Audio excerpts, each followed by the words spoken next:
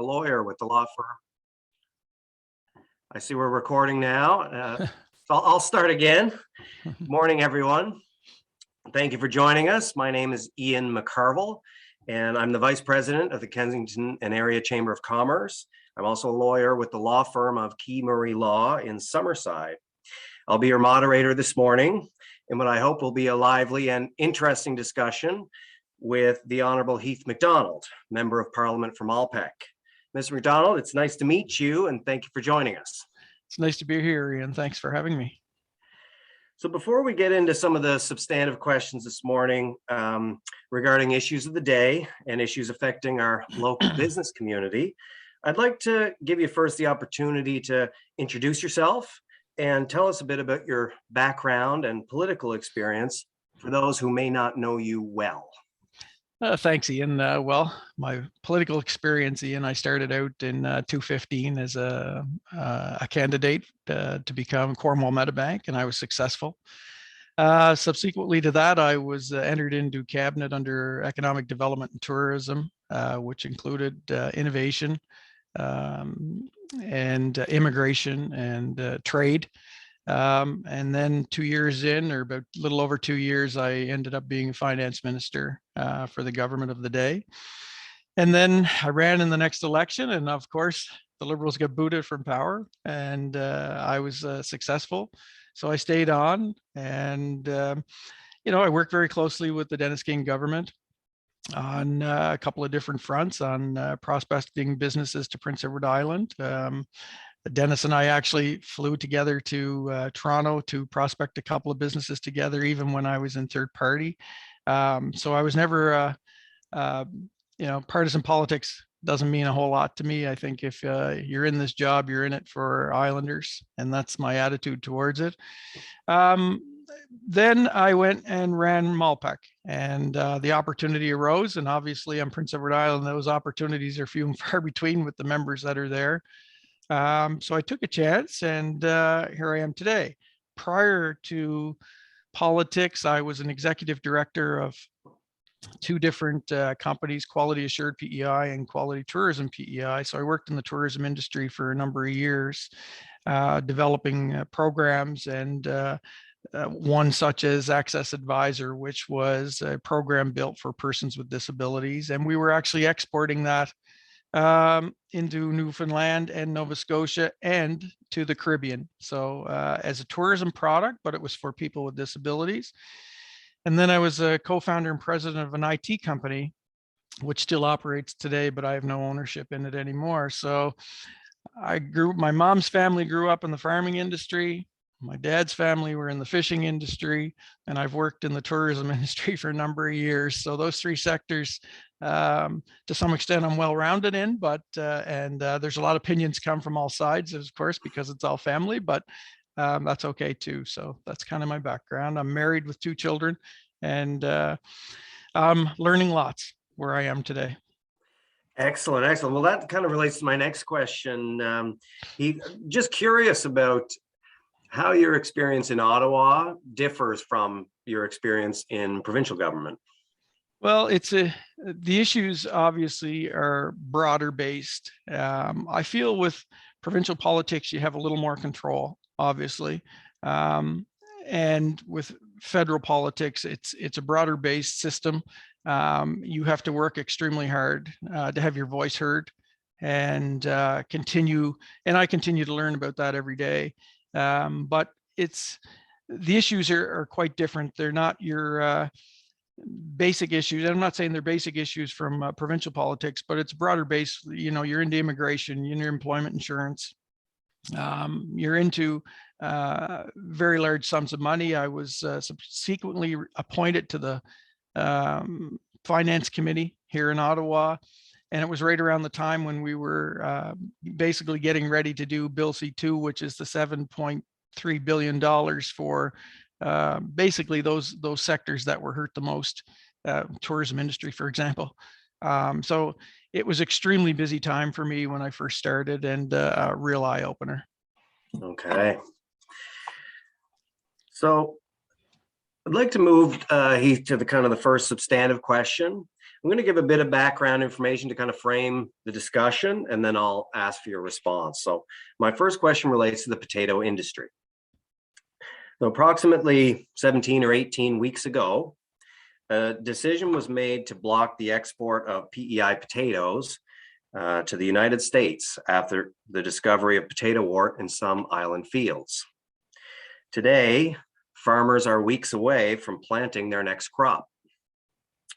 Gas prices, fertilizer, and other crop inputs are at an all-time high, meaning that this year's crop could be the most expensive ever planted. It's difficult for farmers to know whether they should undertake that cost, given that it remains unclear whether the US market will be open to their product in the fall. The situation has caused untold mental anguish, family strain, and business losses on our farming community, which, as we all know, is the cornerstone of the PEI economy. The Prime Minister has stated in the House of Commons that reopening potato exports is a top priority of our government. But there are some in the potato growing industry who are frustrated with the apparent lack of progress. My question is, can you give us a sense of where things are currently on this issue, where you see them going in the short to medium term, and what sorts of things are you doing to support our potato farmers in Ottawa?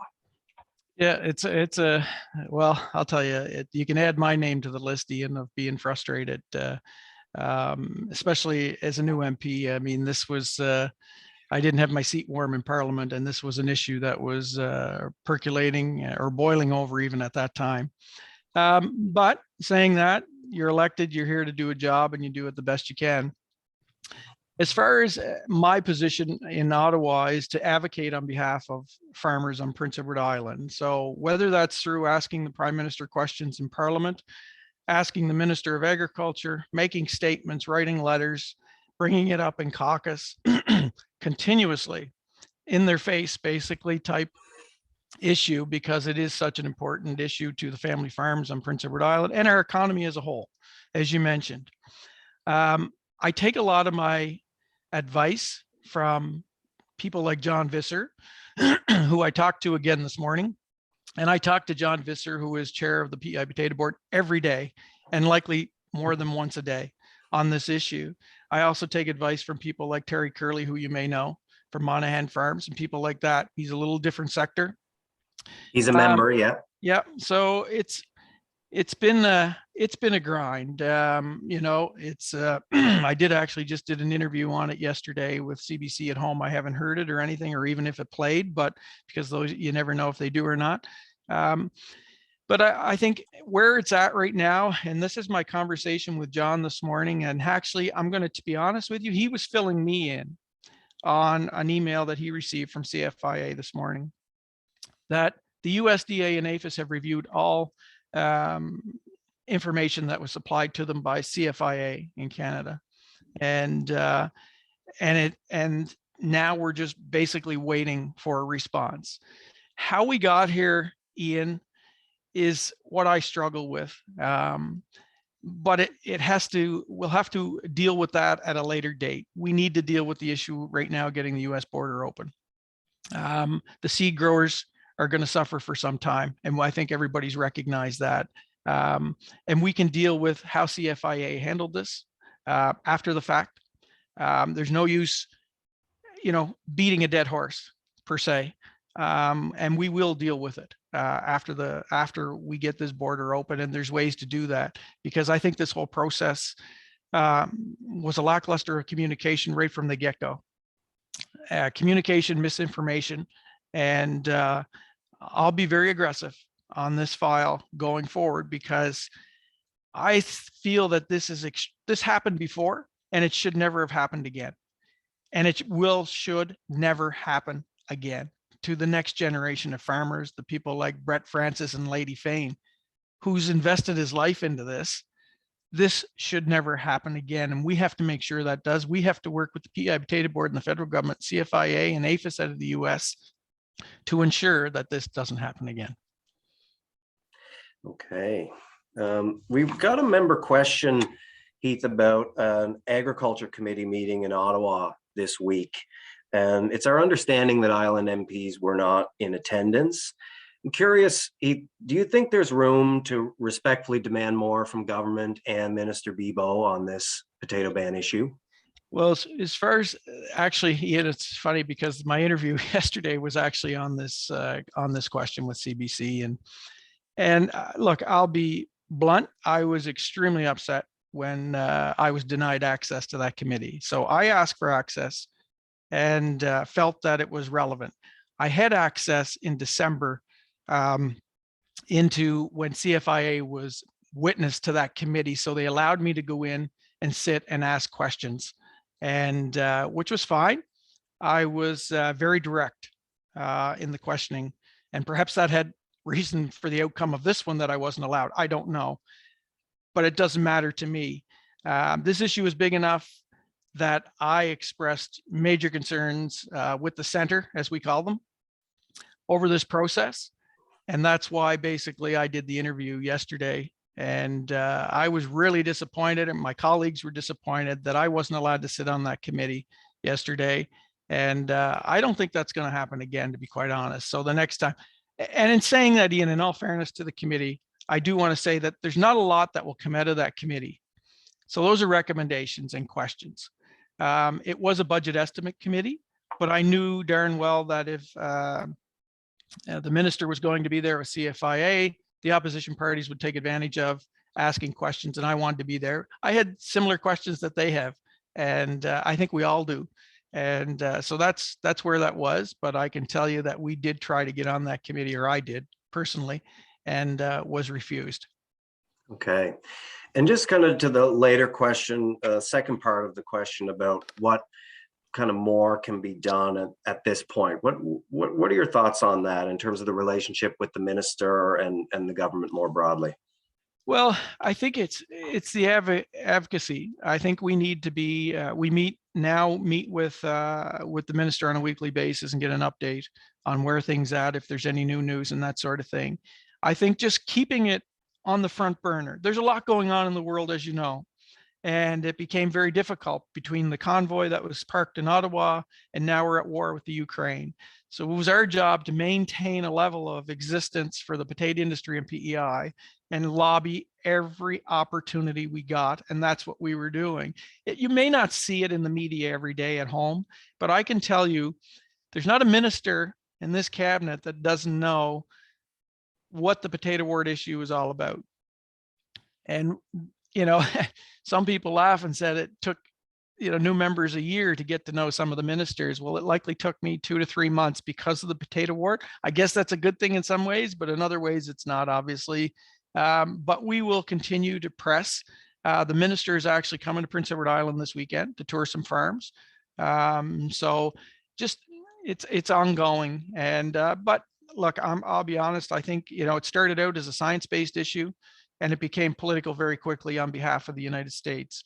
So it's a tough situation because it's almost to some extent now out of our control a little bit, but we just have to keep the pressure on the United States and be prepared to pick a date to say, okay, lift the ban, let's move to the next stage, see what's going to happen, because we've got nothing more to lose. That won't be my decision. That'll be the PEI Potato Board decision. And if they give direction for us to advocate on their behalf, then that's what we'll do. Interesting. So it sounds to me like what I'm hearing is, at least initially, there might be some, we can talk about blame and how the situation arose after the fact, but would you say that the issue as of today, is the issue on our side of the border or on the other side of the border, I guess is what I'm asking. I sincerely believe it's on the other side of the border right now. If you look at, and if you follow the production of potatoes in the US, and we do, and I do very closely, and we're being watched very closely. Let's be honest. I mean, you've seen in the Guardian, there was an article printed by a former NFU member, and it wasn't very favorable of the potato industry. Within 48 hours, that article was on a presentation in Washington State in front of a bunch of growers. So that's how closely we're being watched. So we have to be very careful as MPs, obviously, that we don't say something or do something that will aggravate the situation even more. But I believe right now that it's in the U.S. hands, and for them to make a decision. And it's like, it's tough dealing with, those guys south of the border. And you're seeing it in other sectors. And it's kind of scary, actually. The protectionism of the USA right now is extremely high, and it's hopefully it doesn't spread to any of our other sectors or industries. But I think we have to be very aware that this is a situation that could happen to other sectors. Okay. In the interest of time, we're going to move on. Yep. My next question relates to the issue of inflation. I'll give a bit of background here. So it was recently reported that PEI's inflation rate hit a 30-year high and is the highest in Canada. These numbers from February were reported before the huge spike in gas prices in the last few weeks and do not yet show the full impact of the war in Ukraine. Earlier in the pandemic, we saw asset inflation with housing prices and the stock market rising to record highs. And today we see the impact of inflation at the gas pump and the grocery store. According to a November 2021 report of the Canadian Business Journal, 64% of small and medium business owners cited rising operating costs as their top obstacle to growth. And I understand that in addition to being the MP for Malpeque, you're also on the Standing Committee for Finance. I'm just curious if you can tell us, what is our government's plan to get a handle on inflation?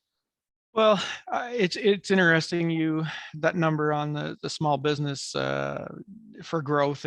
There was numbers that come up not too long ago in relevancy to the first 3 quarters of 2021. We had the lowest amount of business investment in the history of the record, 50 years or something like that. But on the other side, we had the housing construction was even higher than that, and that never happened before. So it was a really interesting moment that the economists were trying to decipher why. Obviously, why there's a number of different reasons, but inflation certainly is triggered by global disruptions, obviously, and supply chains. You take a drive by any car lot, you're gonna notice it, and then you get pent up demand. And it just almost seems like a perfect storm. And now we're into the Ukraine and Russia war, which is driving the price of gas again. So which drives pretty much everything with your energy costs. So it's what's the federal government doing? Well, we had Tiff Macklem, who was the governor, Bank of Canada governor, in the Finance Committee, and I asked a specific question on the retraction, on how quickly. We were talking about interest rates and that sort of thing, but even monetary policy and quantitative policy, how quickly do we retract these things? And if we retract too quickly, what will it do to the economy? And his response was, and you can go on my Facebook page and listen to it. His response was, if we retract too quickly, we will end up losing jobs, businesses will lose. And if you lose jobs, you lose the economy to some extent, because people don't have the money to spend. Prices will go down, and we could go deflation below the targeted 2%. So he said there's a very a very subtle balancing act that he has to do. But we feel that, as time goes on, and hopefully pray to God, this war ends soon. We feel inflation will come back down, because if you look back to 2019, Ian, we were going full steam ahead. We had growth at about 3.8%. We seen it in PEI. It was phenomenal. We had the lowest number of unemployment, I think, record low. So, we were in a very good spot, and thank God we were, because when this hit, it allowed us a little bit of a cushion. I am concerned, and I've been watching the numbers from Prince Edward Island. I am concerned with the inflation there, because it's either the highest or the second highest in the country.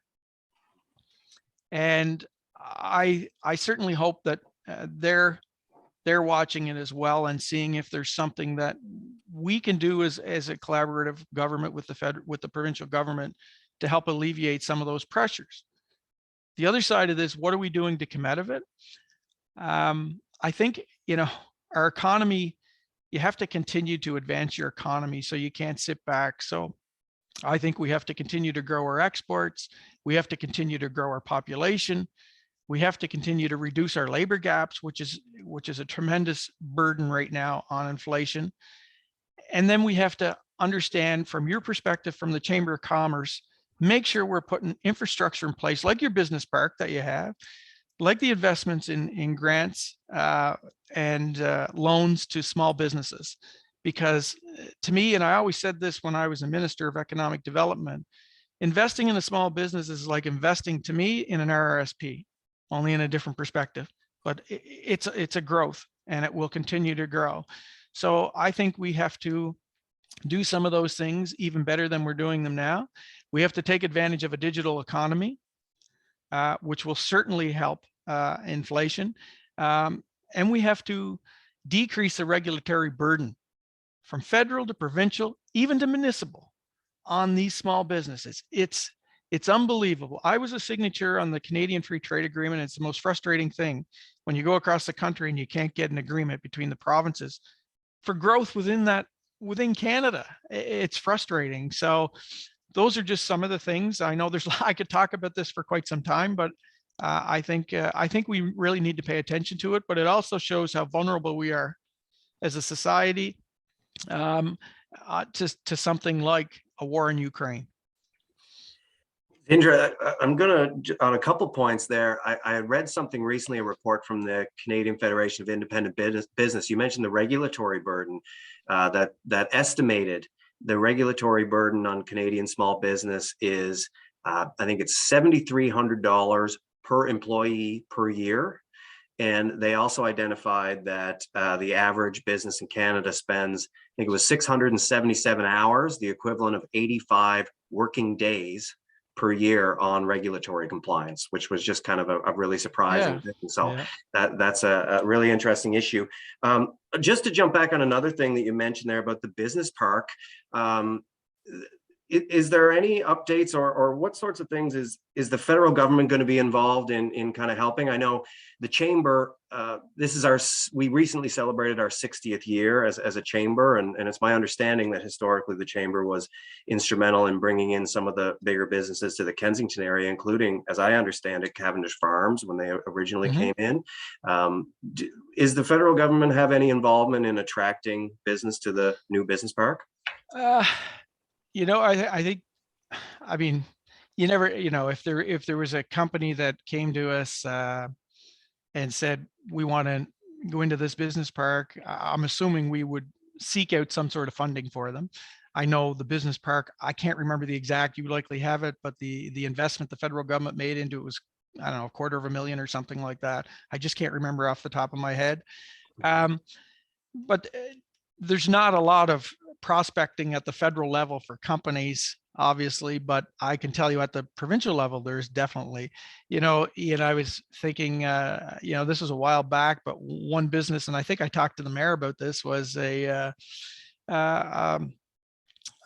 holding facility for fish for bait. So, I think I said, I don't know if there was anybody that would ever do that. You got fishermen driving from Malpac French River down to Surrey to get bait or Tignish to get crab or whatever. And I thought, why wouldn't someone build one of these here and perhaps we could do something with them? So I'll just throw that out there, but I would, but other than that, no, Ian, I don't think we're actually in that business of prospecting, but if I ever hear of anybody looking for space, I know it's there, because if you don't build the infrastructure, they're not going to come and they're not going to look for it. But if it's there, it's certainly worthwhile venture. And there are a lot of companies that are actually out there seeking to grow, and where they are now, where they work from, is not necessarily an issue. So I think it's a great move in the town of Kensington to build that park.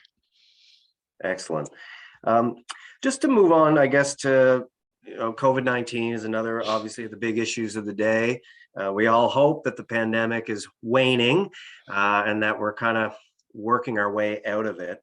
I guess I'm just wondering if you could give us an update on the current state of any of the programs that affect businesses.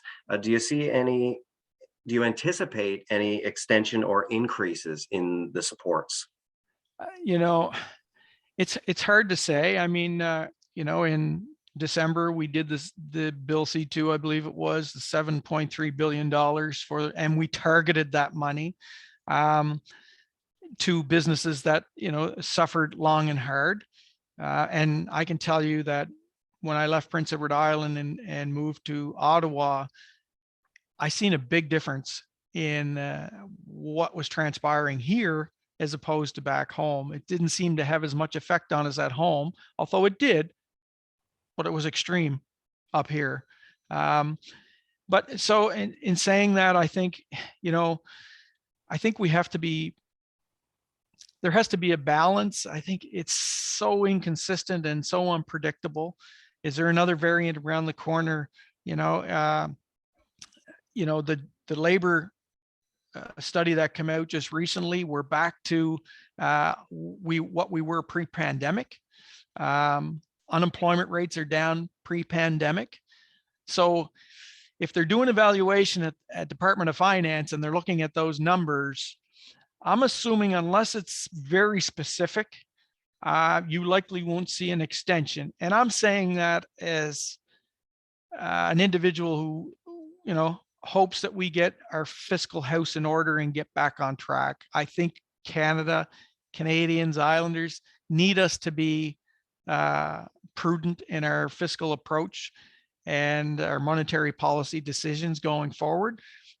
In PEI, I don't know what the number is, but I'm going to say 850 million was transferred into Prince Edward Island in about 18 months, over and above everything else that we do on a natural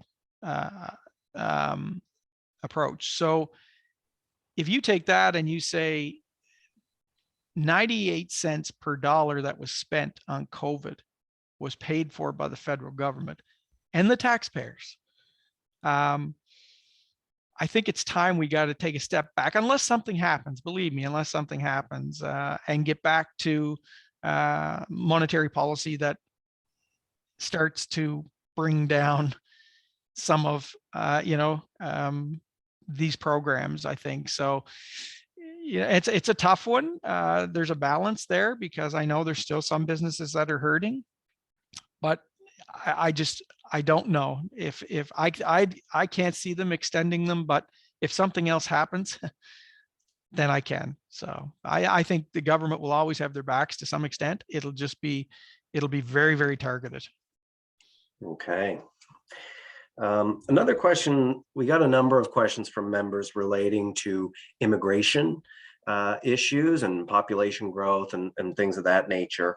One question related to kind of what immigration initiatives, whether those are programs, pathways, settlement services, is the federal government prioritizing to position employers, communities, and new residents in rural PEI for growth, success, and retention? There's a lot in there, but perhaps you could comment on that. Yeah, well, I think there needs to be a lot of work done on immigration. I had the file when I was a minister on Prince Edward Island, and it was something that we always struggled with. We created an Atlantic growth strategy, and it seemed to work very well. They adopted it and allowed us to continue it with permanency on PEI in Atlantic Canada. I think part of the problem is the timelines that it takes to turn around an immigration file. And we all struggle with that. I would say the majority of my calls, Ian, to be quite honest with you, besides potatoes, are immigration calls. And it's from businesses. So businesses that have people working for them and their, working visa or their permanent residency, and they're trying to get them here to become, full-time employees and to live as Canadians. And so there's not a caucus meeting that I go to in Ottawa that someone doesn't bring up from across the country, immigration. So it's on the front burner. We have Sean Fraser, who's in Nova Scotia, who's very approachable on this issue. The government of Canada just gave him another $84 million to hire 500 more employees to process these files. And that's extremely important. We've got businesses out there like McDougall Steel, for example, who are actually going to a country to actually train their employees over there, bring them back here, work on their residency. Like, it's phenomenal what the businesses are actually doing themselves, and you got to give kudos to them. But it is from coast to coast. I know there's 18,000 truck drivers in British Columbia that they're short right now. So it's certainly on the front burner, and it needs to be, because if you're going to grow the economy, you're going to grow your population. And if you're going to grow your population, you need immigration. And a lot of people don't like talking about immigration, but I think they're starting to see the value of it. And certainly the businesses do. The other side of this is your temporary farm worker program. And there needs to be a pathway for them to get them to permanent residency quicker. And that is something that we're pushing as well. And then we have the sector that's not even included, and that's your tourism hospitality sector. We need that sector to be included. And so there needs to be some strong changes to the immigration policy. I'm going to say, in saying that, Ian, with the Ukraine war right now, I believe Canada has accepted already 10,000 Ukrainians. I know myself that I've been dealing with 3 families to get the rest of their families here. One works at the beef plant, one drives a truck, and one was an elderly man whose family, his daughter lives here. So, and the stories are horrendous, but anyway, we won't get into that, but it's, so that is taking right now, between that and the Afghan issue that we had, I believe that's taking, unfortunately, taking some of the resources away from immigration. But, in saying that, COVID has shed a light on it, which allows us as policymakers to stand up and say, we need changes to this. Look what happened, or look what can happen. So it's kind of given us an opportunity, but you're definitely right. It's such an important tool for the success of businesses and their economy and PEI. So just as a follow-up to that, because it kind of relates to our earlier conversation about the regulatory burden and things like that. And I'm kind of glad you brought up the issue of Ukraine, because it does seem during the pandemic and now in light of the war, the government was actually able to show some remarkable regulatory agility, let's say, to put programs in place quickly, including this pathway for Ukrainians and things like that. I'm just curious, is that something you see within government as a desire to continue with that sort of agility? Like are we going to continue to move at that speed, or do you see a return to maybe things being a little more slow walked? Well, I tell you, if any of the members that answer the phones on a daily basis talking about immigration, it can't go back to a slow walk. It has to be, expediting visas and things like that, and changing the credentials for skilled workers. So truck drivers were never considered skilled workers. They should be considered skilled workers. So the pathway, can be expedited, and relevancy to that. So those are the types of things that need to happen. And I think, and just exactly what you said, we as parliamentarians say, okay, bureaucracy, stop the BS. We know you can do this and get it done in a relative, good time. So let's get going. So the pressure will be on, without a doubt, but we also have to make sure that they have the resources to do it. So I agree with you. Just a quick follow-up, because we did get a number of questions specifically on opening up some of the temporary foreign worker programs to seasonal businesses. You mentioned that. Is that something that's on the table right now, or discussions happening around that? There are discussions happening around it. And, obviously working in the Tourism Industry Association and having close contact with many people over the years, it is something that we need to really address, because it's important for Prince Edward Island, with a population of 160,000, but 1.5 million visitors, and it's relatively condensed time. So I think it's extremely important to other parts of the country as well. So yes, it's on the table. I think the immigration file, Ian, you're going to see some major changes to it. And I guess lastly, just because we are talking about kind of Kensington and area, and as I understand it anyways, there's been challenges with retention with new immigrants for staying in rural communities. Is there any, like, I don't know, what are your thoughts on how do we solve that problem? You know, it's a tough one. It really is. I'll tell you, when back a few years ago, our main target was Asia, and the retention rate was low at that time. And I think a lot of it had to do with um, English language barriers. Um, then the provincial government started to move. We started to move to India. Um, and all of a sudden we seen the retention numbers, I think, start to creep up a little bit because the language barrier wasn't there. They were coming with a lot less, so they weren't quite as transient. They're willing to take certain jobs, and I think if, as you know, and I know, you drive through any drive-through or fast food restaurant or retail outlet, you're going to see Indians working there, and all the power to them. So I think we're seeing a little bit of a transition. The other side of this, if you go to Royal Star Seafood in Tignish, Filipino community is massive up there. So they're even, as Francis Marcy says, they're even marrying into the community. So we're starting to see those pockets, and McDougall Steel will tell you the same thing. They're starting to see those pockets of communities come together and expand that, whatever nationality they are. And so I think we're starting to see growth in that.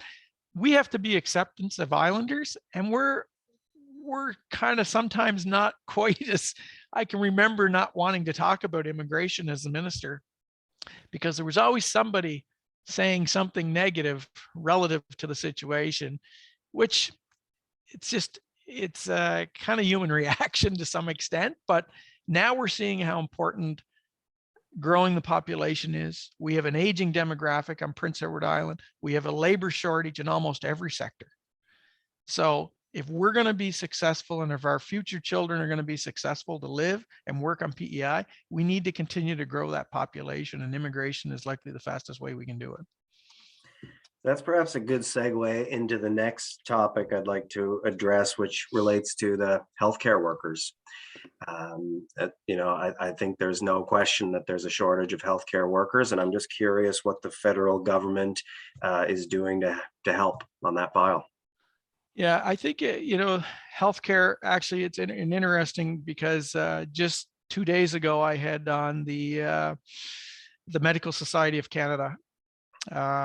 She is a doctor from the Yukon, and I was basically picking her brain on what we should be doing as a government. And it was, she came back to me and she says, we got to get all the different organizations, so the nurses, the doctors, the nurse practitioners, and we need to get them all in one room and working together, because they're in silos, and they're in silos at home. I know, I was there, I was a minister, and we need everybody on the same page and rowing in the same direction. And then we just put in a thing for international credentials to expedite those as a federal government, which has always been an issue. So there's work being done on that. We need more doctors. I remember campaigning and coming up a young doctor actually in Wilshire, and he was bartending, passed all his tests. He was ready to go to medical school, but there was no seats for him.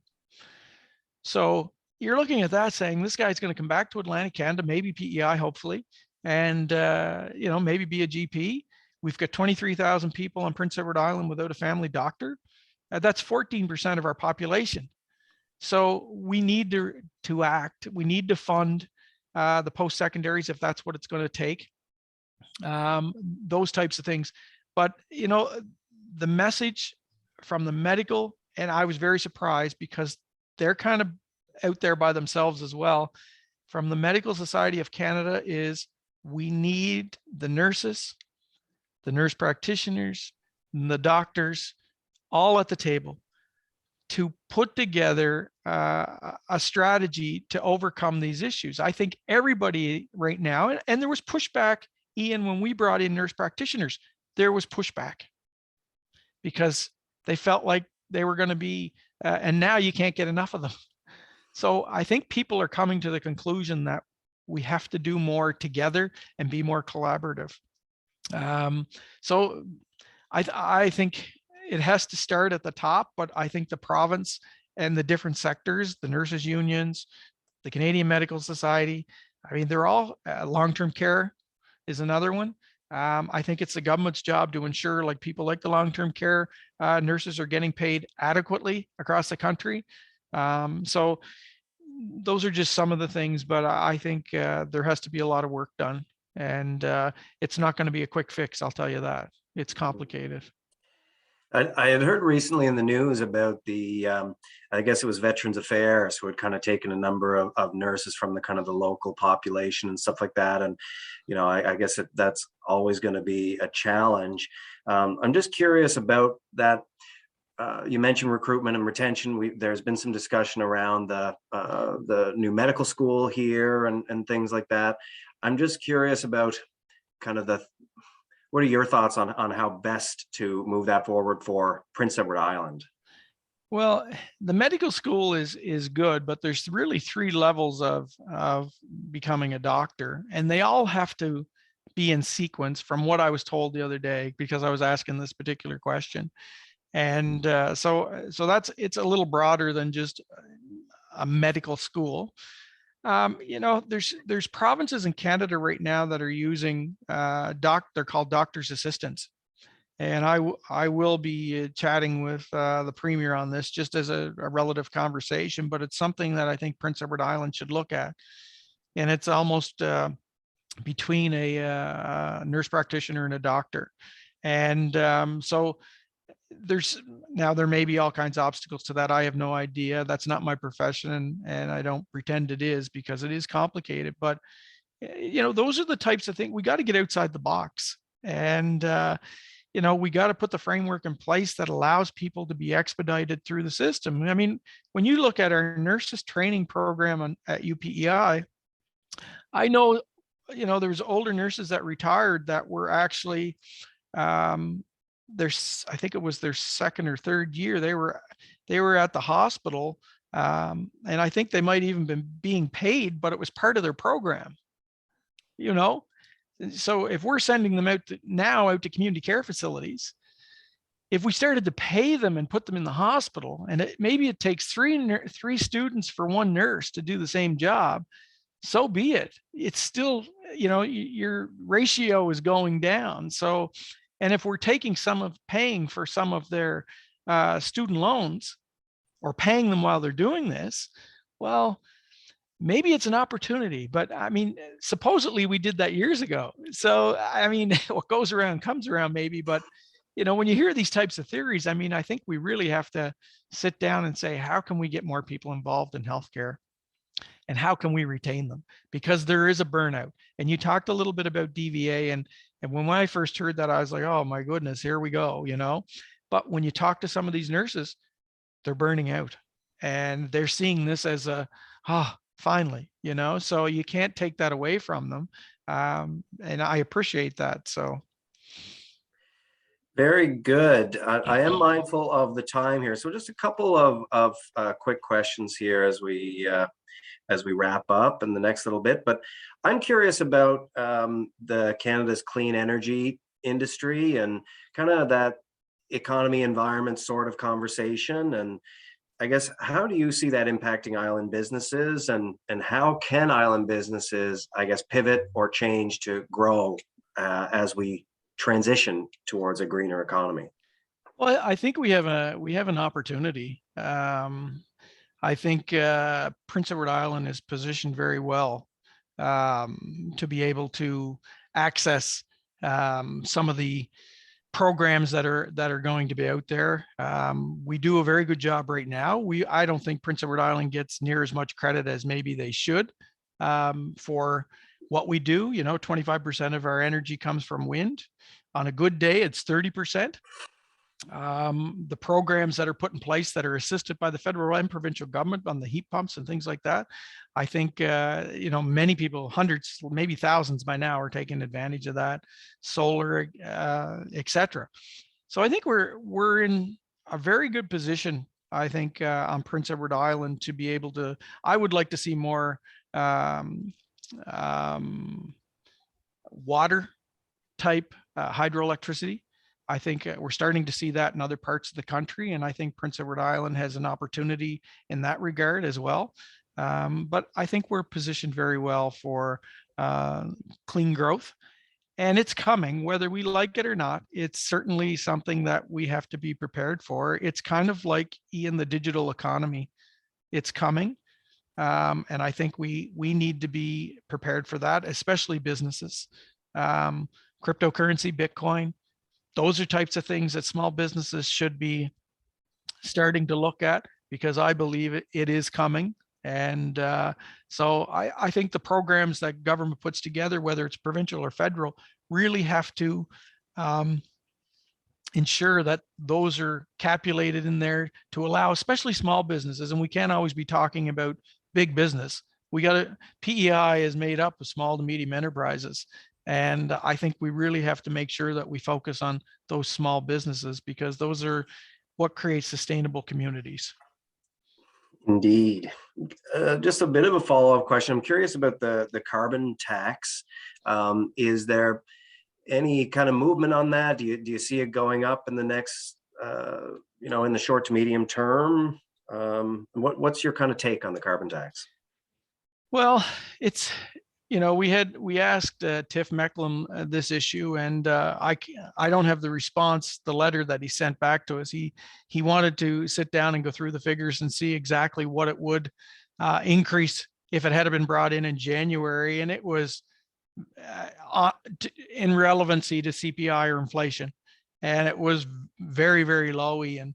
And people talk about the price of fuel now, and and some people relate it to the carbon tax, and it's really not. 70% of the increase is what Canadians are paying for right now is basically due to the price of crude oil, and between the invasion in Russia, and 25% is related to provincial tax, and or refinery tax, maybe I should say. So 95% has nothing to do with the carbon tax. So it's going to be a tough one, but I think it's, based on everything, and I'm not a scientist and I'm not an economist, but based on everything we know and what we're told, it's the easiest way to reduce carbon emissions. In saying that, transportation, and we will be doing something on Prince Edward Island hopefully soon with transportation, has to be a part of it. So public transportation is what I'm talking about. I mean, Canada is the 10th biggest emitter in the world of, and of GHG emissions. So, and we're 1.5% of total. So we're big emitters. So I really think we have to get a handle on it, obviously, for the future. But we're seeing, whether it's the droughts, the floods, the forest fires, I mean, we're seeing it, and we're seeing it at home. I mean, we're seeing some of that too. We're seeing coastal erosion like crazy. We're seeing, in Rustico, for example, last year, just outside Rustico Harbor, they actually had to change the guide buoys in the middle of the summer because the dunes were moving so quickly because of the high tides and so on and so forth. So, and we all know about Malpeque. So I think we have to deal with it. It's not going to be easy, that's for sure. But if the provincial governments, do like the Manitoba and Alberta and places like that are actually getting back some of that money, 2,000-3,000 or whatever that amount is, I think, it'll ease some of the pain, but it's certainly, our habits will eventually change, but we have to put the infrastructure in place to allow them to change too. And there has to be, and this is important, and I keep saying this, we have to look out and make sure that our most vulnerable who can't adapt to this are looked after. And it's got to be, environmental or climate change justice is what they call it, I guess. but we have to make sure that the most vulnerable people on PEI are being looked after. If they can't adapt, if they can't go pay the $1,500 for a heat pump, those types of things, we got to make sure that we look after them until they can. So one thing I'd like to bring, because you mentioned about, Canada being about 1.5% as a global emitter, and obviously the need, whether it's through incentives like the carbon tax or better programs for transportation, public transport, and those sorts of things, where we each do our part to limit our contribution. One thing I've always thought about is the importance of innovation, technological innovation, as being kind of the other side of that coin. And an idea that, while I've got you on the line, an idea I've always had related to promoting our energy resources that we have, and the energy companies that exist, but perhaps and supporting those, and perhaps using the value of some of those exports and things to fund some of that research and innovation, and whether there were incentives provided those companies, patents, and this, so that Canada, as a wealthy nation, could export technology to the Indias and Chinas of the world, and other large global emitters. I'm curious about your thoughts on innovation as one of the tools to help on the climate file. You're exactly right. And I think there was a story not too long ago relative to the digital economy and how Canada is actually a leader in that worldwide. So I certainly believe that we have the technology. If you go down to Aspen Kemp and take a look at what Jason Aspen is doing down there, it's pretty phenomenal. And I won't let the cat out of the bag, but I hear he's moving to Summerside as well to do something even more so with, I think it's Samsung. So I think the technology is there and the innovation is there on Prince Edward Island. I mean, we've got, your dad works in the aerospace industry. The bioscience community on Prince Edward Island is second to none anywhere east of Ontario.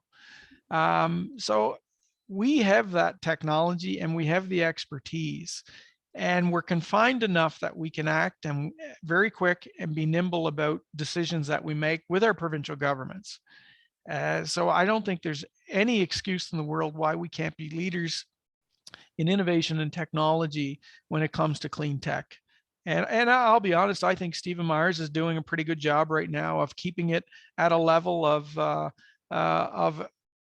interest for groups, and doing what he can on a small island to be present on a national stage. And I think people are paying attention to what Prince Edward Island has done over the last number of years on some of those different sectors, and clean tech, I hope, will be no different. But again, you need the framework in there.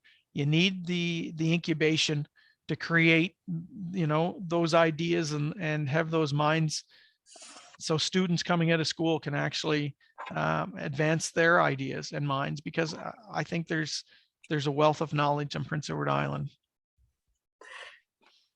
Very good. My last real kind of substantive question relates to the war in Ukraine. Is obviously kind of the big item in the news right now. And trying to bring it home a little locally here. What are your thoughts? How do you see the war impacting the business community in the Maritimes, and specifically in PEI? Well, I think the price of fuel alone is likely the largest. And people sometimes forget, but you hear people talking about mental health. I think it's kind of gets lost out there in conversations, but when you're watching the news, it's hard for an adult to watch what we're seeing on television. It's kind of surreal, and in this day and age. So I think there may be some offset of that, especially in young children. But I think as far as the business community goes, I think the supply chains. It's certainly we're seeing it with wheat already. So I think gas, oil is going to, and it drives everything, and it's creating inflation. It's driving up prices on almost everything, and it's going to take a long time for the Ukraine to get back to normal. In saying that, I mean, the Ukraine was, I think, the fourth largest producer of potatoes in the world as well. So maybe there's opportunities there for, in that segment for us. So I'm just not 100% sure exactly how it's going to affect. It will take a little time, but immediately it's certainly affecting on the gas side and oil right now, and the Very good. humanitarian side. A little cameo by Mr. Key there just now. You can say hello to him for me, will you?